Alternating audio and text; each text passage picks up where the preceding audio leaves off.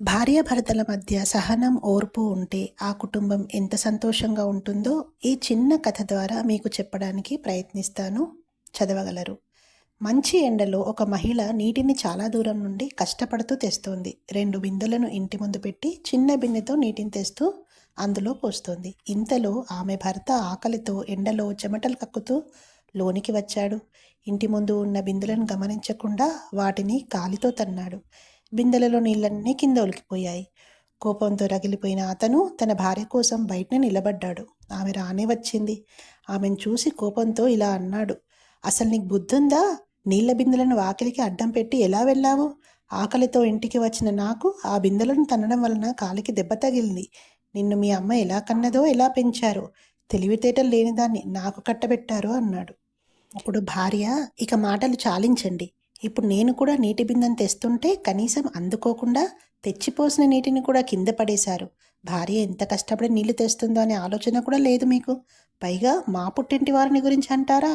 ఈ ఇంట్లో ఒక్క నిమిషం కూడా ఉండను, మా పుట్టింటికే వెళ్ళిపోతాను అంటూ ఏడుస్తూ పుట్టింటికి వెళ్ళిపోయింది భార్య. ఇప్పుడు ఈ కథని కాస్త సహనంగా ఉంటే ఎలా ఉంటుందో చూద్దామా? నీళ్ల బిందెలను చూడకుండా తన్నేసిన భర్త ఇలా అనుకున్నాడు, అయ్యో ఎంత కష్టపడి ఈ నీటిని తెచ్చిందో పాపం, నేనే కాస్త చూసి నడిచింటే బాగుండేది కదా. ఇంటి పనితో సతమతం అవుతూ నాకు ఇబ్బంది కలగకుండా నీళ్లను కూడా తనే తెస్తుంది.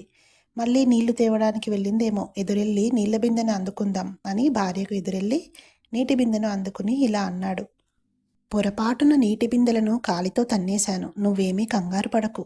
నీవు ఇంట్లో కాసేపు విశ్రాంతి తీసుకో, నేను వెళ్ళి నీళ్లు తెస్తాను.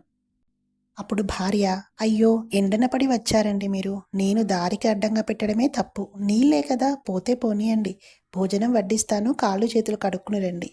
అవును, బిందె తగులుకుని కాలికి దెబ్బేమీ తగల్లేదు కదా అంది భార్య. భార్యాభర్తల్లో ఎవరూ కావాలని తప్పు చేయరు. తెలుసో తెలియకో చేసిన తప్పులను ఒకరికొకరు అర్థం చేసుకుని పిల్లలకు ఆదర్శంగా జీవించగలిగితేనే జీవితానికి అర్థం, పరమార్థం. కాస్త సహనంతోనే జీవితాన్ని ఆనందంగా తీర్చిదిద్దుకోవచ్చు కదా.